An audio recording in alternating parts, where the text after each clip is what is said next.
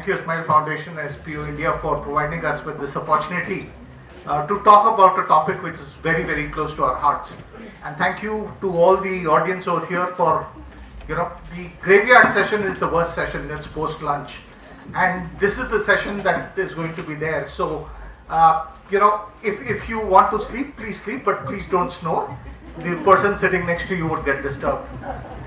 Anyway, let's start. Now, technology, when we talk about the biggest thing, and if you look at the media, we look at the papers, and everyone is talking about digital divide. About 4 years ago, a book got published where they said, India, there are 4 types of India, and the 4th type of India was invisible India. People who do not exist in India itself. And that's where probably we felt that technology could play a role. And during my 4 years tenure with NASCOM Foundation, we were looking at how technology could actually create an inclusive India and make these people visible and vibrant. And that's where we started working in the space of technology for good.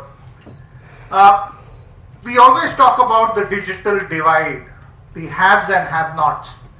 But thanks to model disruptors like Jio, etc., today connectivity has reached everywhere.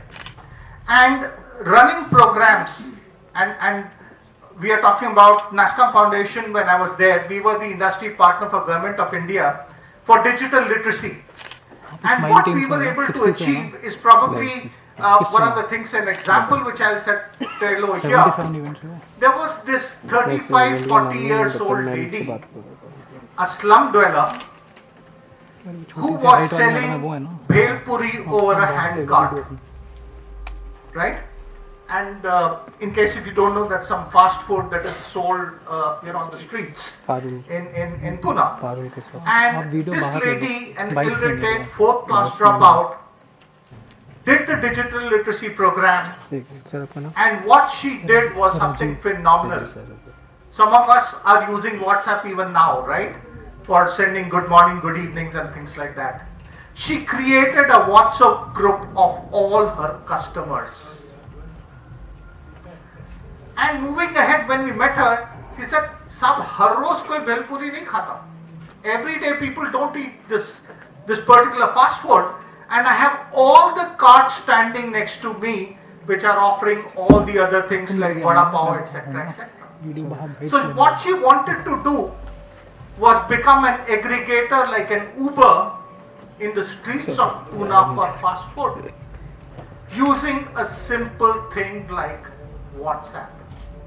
And that's where, for me, technology is used, is leveraged for creating large-scale good.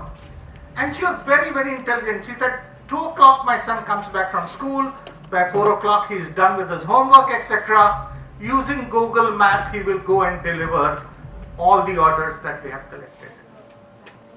Now, if that's not technology for good, I don't know what else can be technology for good.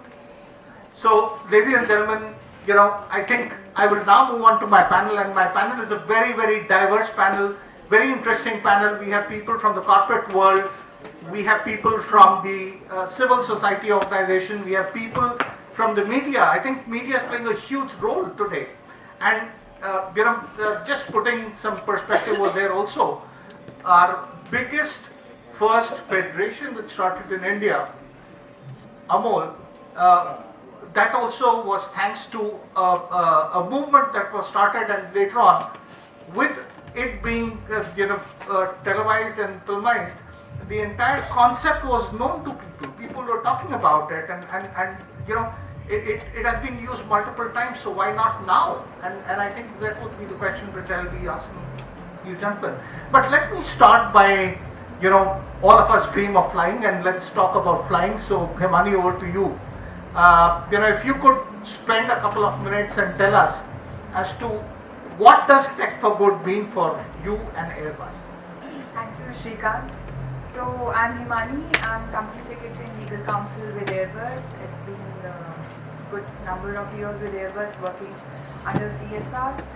It's new concept so far for Airbus as well. We had started the CSR journey. Because of the responsibility comes with the Corporate Companies Act 2013. But for me, I cannot agree more what Shrikant you have said, that technology has become inseparable part of our lives. Not only the personal, individual, but it has very high impact on our society. We cannot right now move without technology, without innovation, digital. So, if 10 years before I talk, just to discuss, these words were the buzzwords with the developed nations.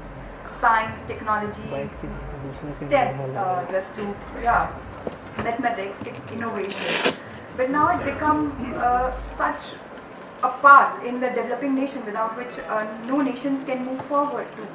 If I just give you an example, 10 years back, we cannot think about agriculture working with technology. Now, agriculture, health, in all sectors we see the impact of technology and innovation is coming up. We can see how apps which has real update data is working towards making our agriculture, health, service industry in a more aligned, in a better way. So if I talk about Airbus, what Airbus as a corporate is doing, I will not only talk about I will not talk about more on what we are doing in CSR, but what technology, the product we are using, which has an impact on the life of the individual in society, how we are plugging the youth and the children towards technology. So Shrikant, I would like to mention few programs of Airbus. Sure. Here, one of such program is a Flying Challenge program, wherein we are providing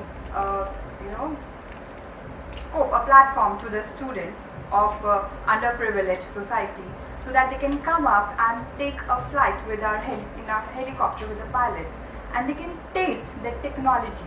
That see, this is where, and the age group of these students are 10 to 16 years. So you can see the new technology, the new science and the innovation can bring such changes in the such an early age of their life, and by that we are giving mentorship to them, and we have seen such a good examples by which the students from the underprivileged has taken science as a subject, as a career, and they have taken the career under aerospace industry. Some other examples are the Little Engineer program, where we are using STEM and providing toolbox, providing workshop to almost 3,000 students across India and across globe. And therein we have seen students are inspired to take technology as science as their subject and aerospace as their career of an interest. So I think it's a responsibility of all the organization, if you are working with a product where you can bring some changes in the life of the people and has some impact on the society. So not only just to cater the requirement of current need, but you have to foster the need of the future, the young generation, by the support of the technology. There are lots of technology where the companies are working in India. Digital literacy is one, blockchain technology, artificial intelligence. So I think it's a responsibility of the corporate to do lots of skill development programs for the kids, for the youth, for the students. So with this note, I think I shall pass on. Good. Thanks. So probably Sakshi, I think the entire tech for good has been fueled by communication industry, and since you represent Ericsson, I'd like to understand from you as to what is your take on tech for good. Thank you, Shrikant. So, good afternoon, everyone. My name is Sakshi, and I'm the Program Manager, Sustainability and Corporate Responsibility at Ericsson. So for Ericsson, sustainability and corporate responsibility actually goes back 25 years. And I'm not sure if you're aware, but 10 years back, we actually trademarked technology for good for our project worldwide.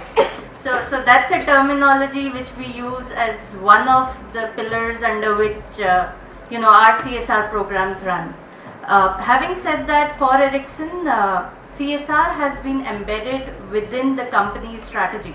So society is one of the four pillar that the entire organization works with. And definitely a technology company would want to do technology interventions to see how we can enhance the impact and benefit the society overall. So most of our programs, if I talk globally, we do a lot of humanitarian programs. In fact, we are a part of something which is a humanitarian program at the UN. This is known as the Ericsson Response Program, wherein we provide technology assistance for countries when they are in need, whenever a calamity happens. So typically when a calamity happens, the networks go down, there is complete mayhem. Communication is a huge challenge. So at that point in time, Ericsson uses its technology to provide communication services to all the aid workers on ground. So, to get up the communication up. And the amazing aspect is that it is a voluntary program. So it is our employees who volunteer on day 2 of a calamity in a country to do that with the UN. Having said that, we also have a lot of programs in companies which are going through a huge refugee crisis, and we're trying to see how we can use communication to connect refugees. So I don't know if you're aware, there is this huge organization by the name of Refugees Unite. We're working with them globally at this point in time and trying to connect people who are affected in the Syrian war and the areas around. If we come back to India, we started the journey just 4 years back, and we took up our focus areas to be education, healthcare, food security, and this year we're also moving to technology business incubators to startups. So in the education sphere, we're currently running 30 skill centers, and in fact they're being implemented for us by Smile Foundation. These were basic skill centers where youth could come in and in the 4 months get a bridge course typically to align them to the society and then get jobs. We then aligned it with one of our flagship technology programs globally, which is Connect to Learn, wherein using cloud and ICT, we actually made these classrooms smart city classrooms, wherein the kids could now learn more and efficiently within those classrooms. We've also just started a project with the World Food Program in India, and this is around the public distribution system. So the public distribution system, amazingly, is the biggest project that the government funds in India, right? However, the project is not really very efficient, and there are a lot of slippages in the entire thing. So we're currently developing an MIS with the World Food Program, trying to bridge that leakages and bring in more efficiencies. And we're doing this as a pilot in the 30 districts of Odisha.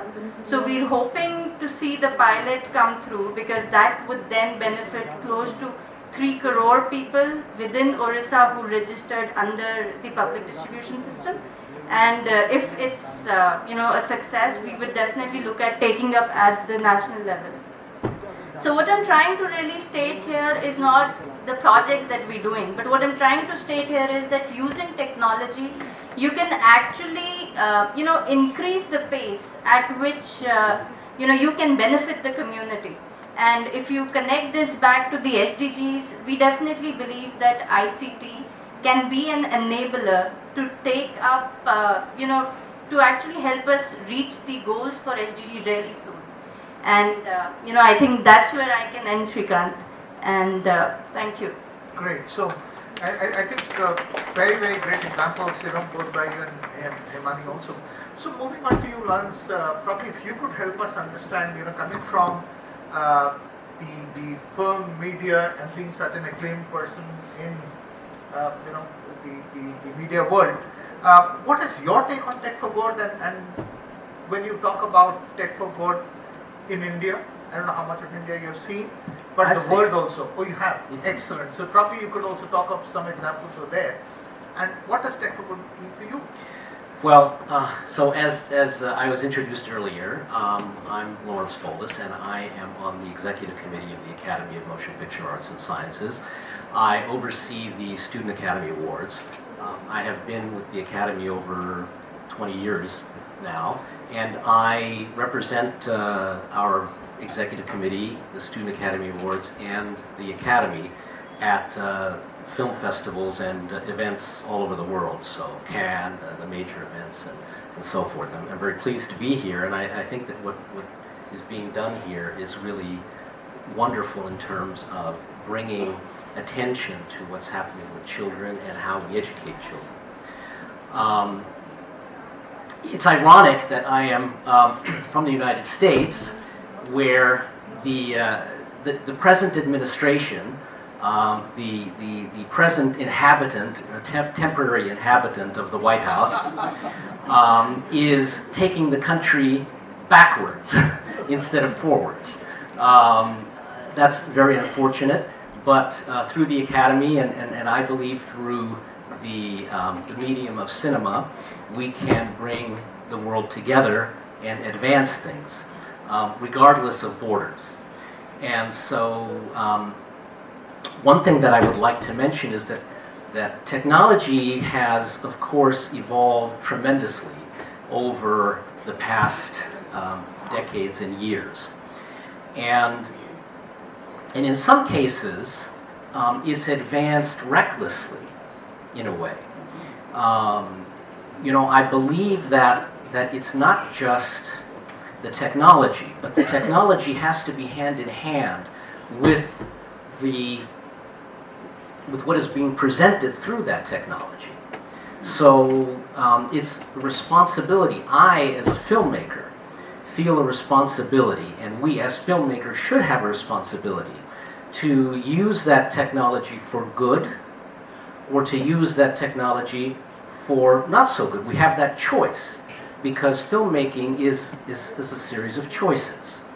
And so we can use our storytelling ability and technology to simply entertain and to make money, or we can use it to entertain while at the same time taking the stories that we're telling and using subjects that are important. We can advance society, we can make the society in this world a better place, and we can improve people's lives. So I don't believe in making a film just to babysit children and to sell popcorn. And unfortunately, that's what a lot of Hollywood is about. I feel that that's absolutely a wrong use of what we have at our disposal.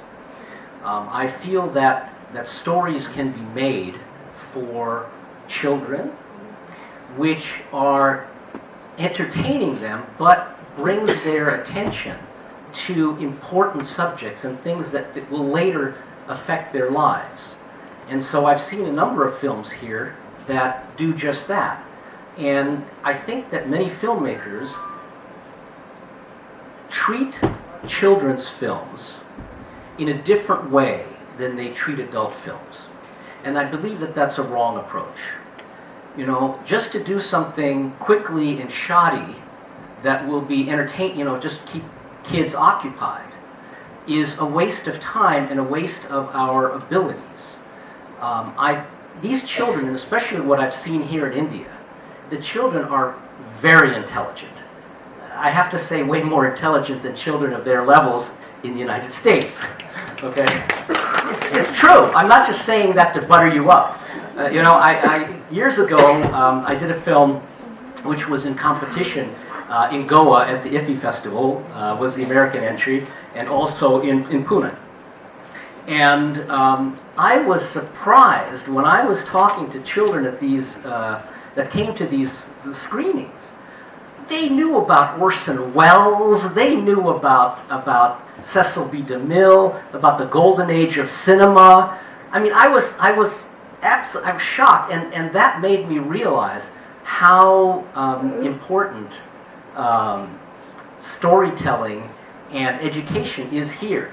I see that, I'm so touched always when the children outside they line up so well, and they part like the Red Sea when I'm coming walking, and it's the hello sir, hello, you don't see that in the United States, I think you have the signs outside that say please don't spit, and things for people from outside of the country, because I don't tend to see that from here.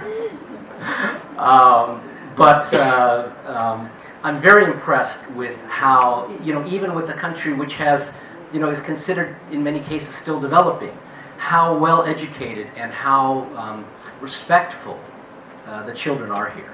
So I say that because I think that we should be making films that speak to them on an intelligent level, because they understand it. So having films that are with characters that they can identify with, but stories also that make an impact. And I think that, as I said, I think that it's very important what we produce, what we make, and what we show to our children is as important as the technology itself. Fantastic, thanks. I think you brought in a very interesting point that, it's not only we need to understand technology and implications, and probably, that's where, if I look at India itself, though you spoke good about it, and thank you very much for it, and I hope you enjoy your stay in India. And the thing is, if I look at, from a country which had very less bonds today, a lot of our bonds are increasing. If we look at the e-waste itself, for example, and I talk about the mobile phones itself, there are about 1 billion mobile phones in India. And if you have those many mobile phones, you'll have those many chargers. Assuming a fault rate of just 30%, and assuming the weight to be 100 grams of each charger, if we have got a mathematical genius in the room, can someone tell me 1 billion mobile phones, 30% fault rate, 100 grams per charger, how much e-waste you are generating? Ladies and gentlemen, 30,000 tons only of chargers. And if you put the mobile phones along with it, if you put the cables, if you put your laptops, your desktops, your TVs, your ACs, your white goods, etc., we are sitting on a time bomb. So while we are talking about technology, we also need to ensure that we protect the environment also. We don't keep on,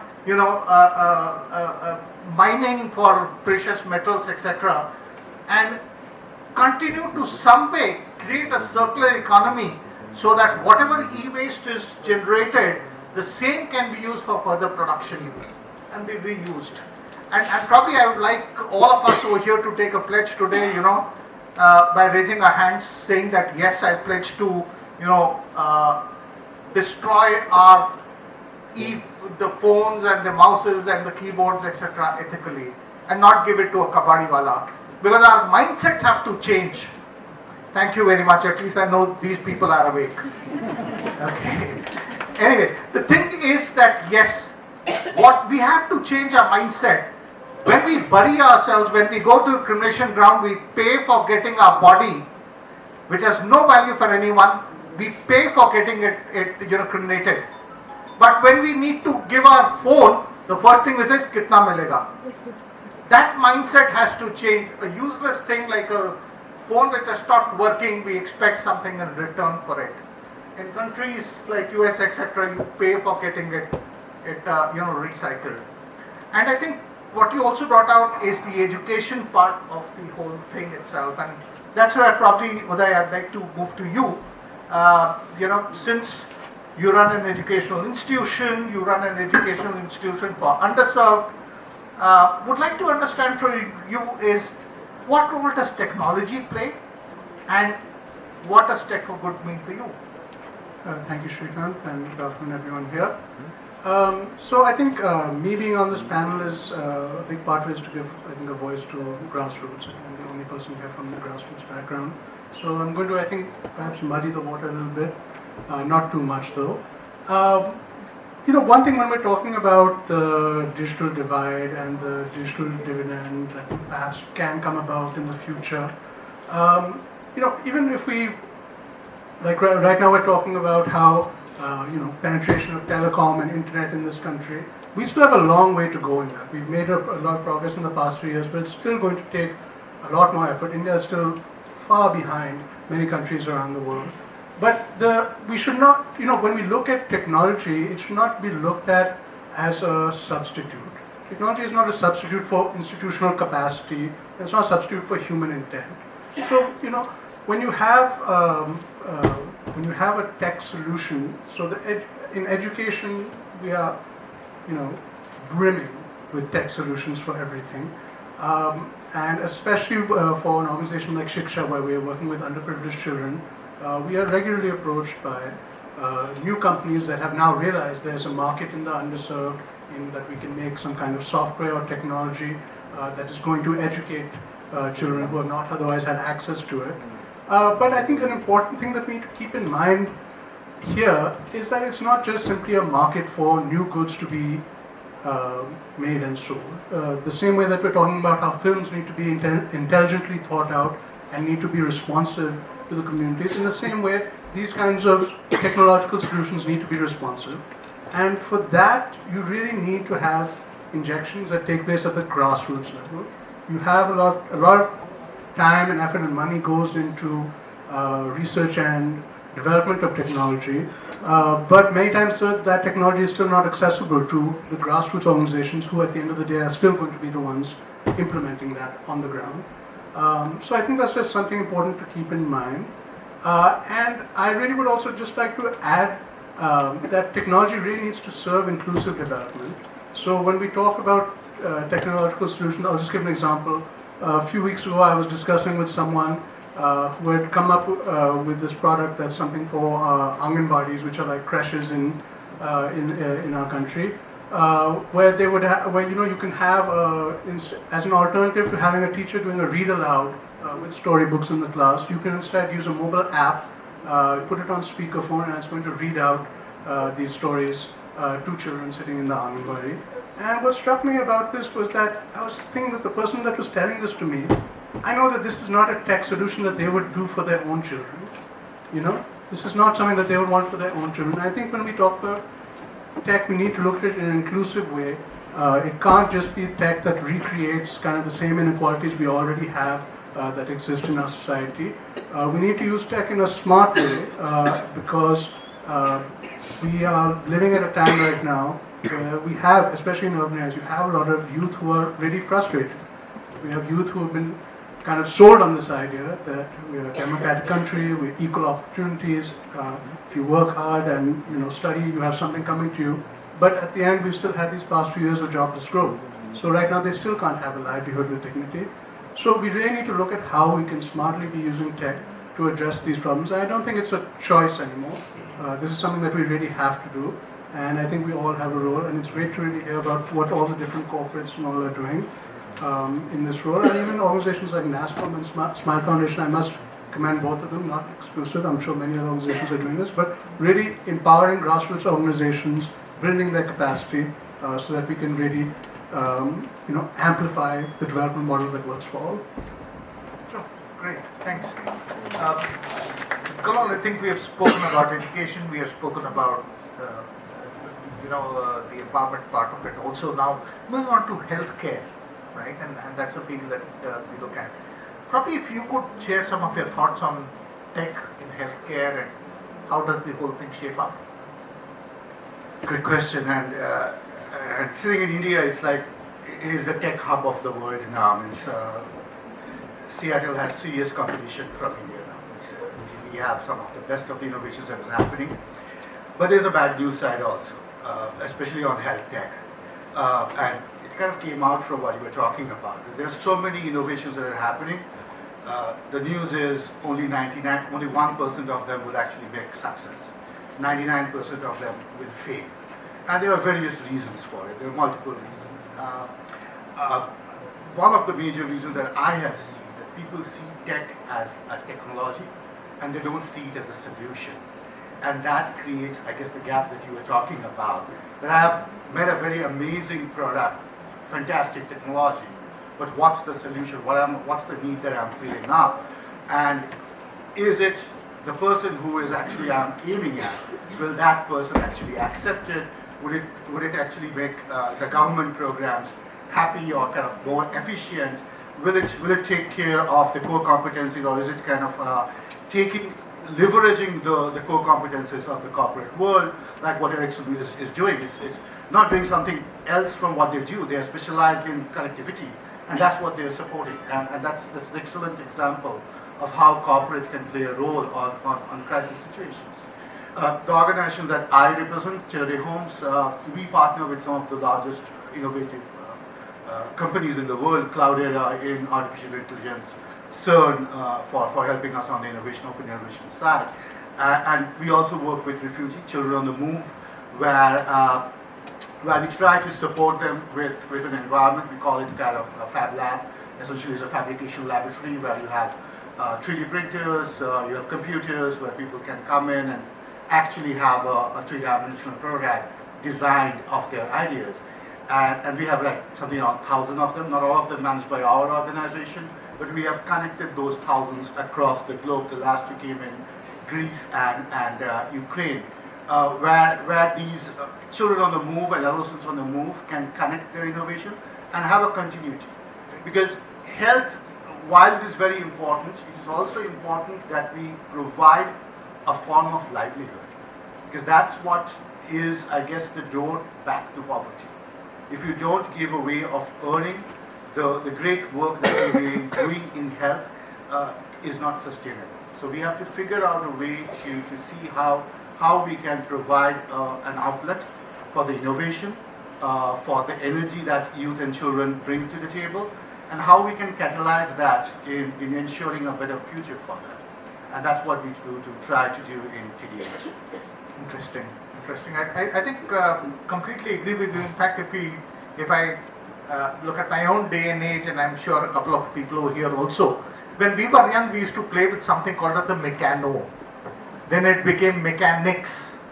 Then it became Lego, and now it is Let Go.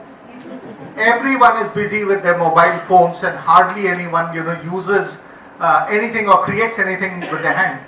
And it's important, but technology can play a meaningful role over there also. So just moving on to you, if you can help us understand, what role technology in its advanced forms like AR, VR, etc.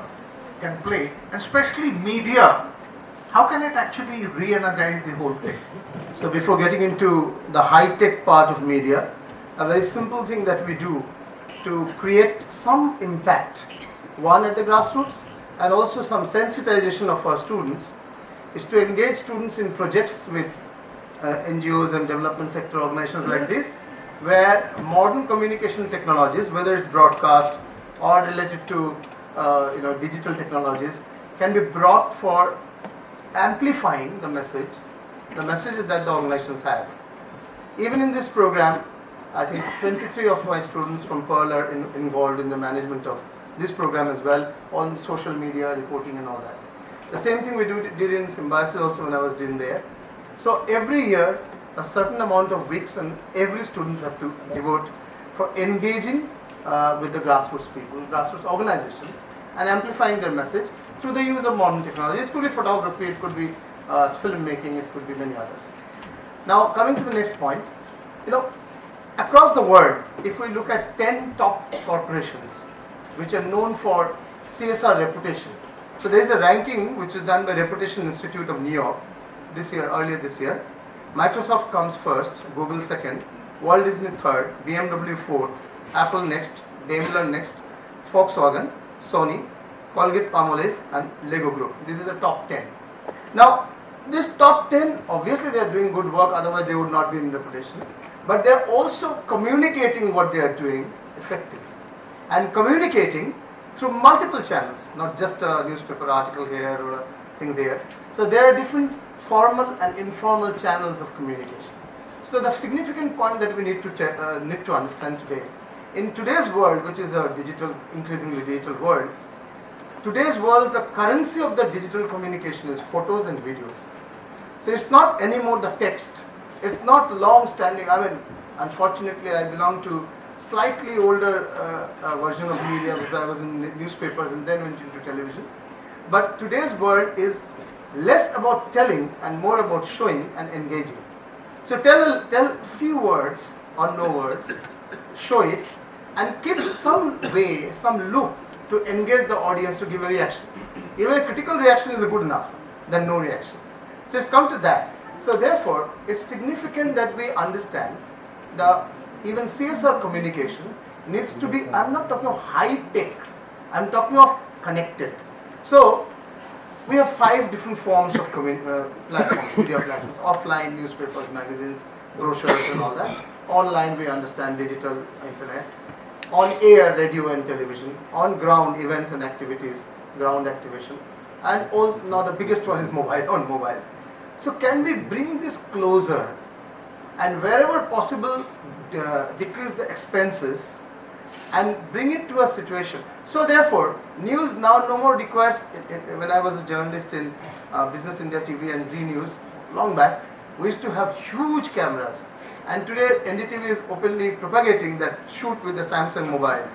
So it has come to such situation that, I mean, from that huge, initially we had a camera separate and recorder separate. It is a and 2 people is to run, the cameraman, the recorder and the journalist is to run behind everyone. Think of it, in today's Jamana, 100 channels and 3 people running behind a political leader. So now it has come to just a mobile. With 50 people with one mobile would be, so this big difference, and there are a lot of, there's no need to produce so much of newspapers, magazines or publications. There's so much of printed material need not be produced. There can be far more effectivity by producing a 3 minutes video and making it viral. I'll give one example. Times of India, sometime earlier in Calcutta. Today Times of India is almost number 1. I mean, Telegraph and Times of India are almost equal. But 3-4 years ago, Times of India is far lesser in circulation and goodwill. And particularly the research found they're not that popular among women. Women folks were much more cued into the different sections of Telegraph. What they came out with was a beautiful 2 minutes video during the Durga Puja. There's in Bengal called Sidur Khala.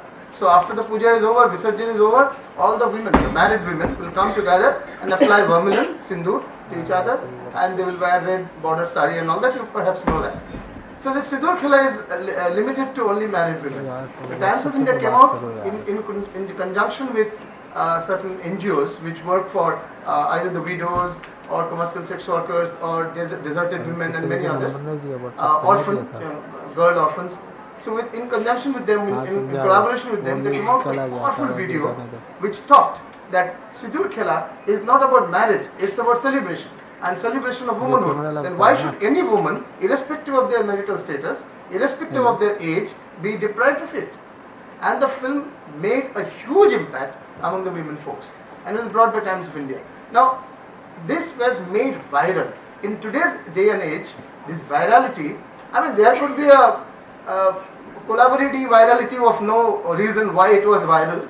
There could be a Priya Prakash winking the eyes also getting viral, and there could be a Sidur Khela also getting viral.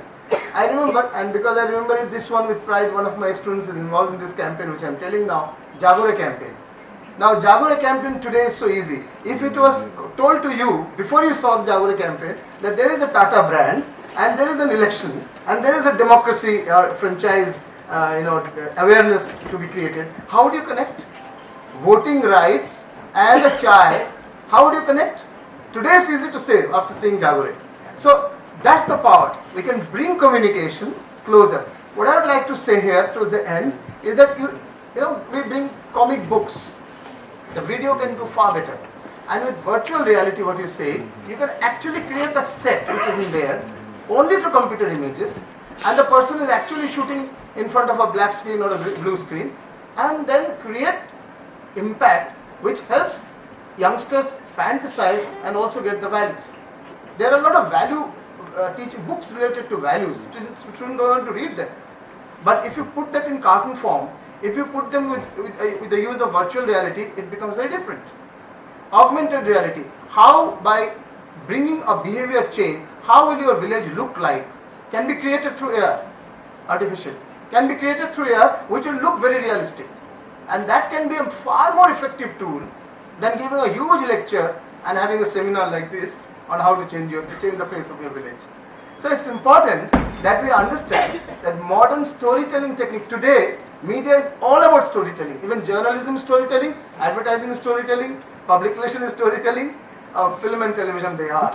So storytelling technique, using images and visuals, using lot of metaphor, that could be a very effective means, and that brings broadcast technology, AR/VR technology, and perhaps going ahead even artificial intelligence technology, and that brings to the service of people. Why should these technologies be the handiwork and be the maid and the slave of only powerful, of only the rich? And actually technology is for the masses. In fact, that's the part. Newspaper running was highly expensive, but running a news portal is nothing in front. Nothing in front. One of my students, Yuvraj Adhikari, blunttip.com, he started. Just with 30,000 rupees he started, BLUNTTIP, blunttip.com. Today he has got 3 lakhs on Facebook and 5 lakhs followers on Twitter. And the money is now coming. Now money is coming. Money follows, I mean, it's the logic. Money comes, media has 2 audiences. Reader, viewer, listener, primary audience. Advertiser, marketeer, sponsorer, secondary audience. Secondary audience comes where the primary audience is there. Sometimes we forget that. I won't take more time. I would just request, let's make use of broadcast and digital technologies in the service of mankind and not make them slaves of the money bags. That's all. Interesting point. Very interesting point. And talking about VR and AR, there's an example of it where actually it's being used for skilling. And this is a project run by Pune City Connect, an organization called as Lighthouse. So for medical aids, etc., what they do is if you are into geriatric care, so how would you check the pulse, etc. You put on VR goggles and actually experience it for yourself, and then test it out whether this is the career that you would like to go for or not. So tech for good, different examples, etc. I'm sure there'd be a lot of questions, but we have run over time.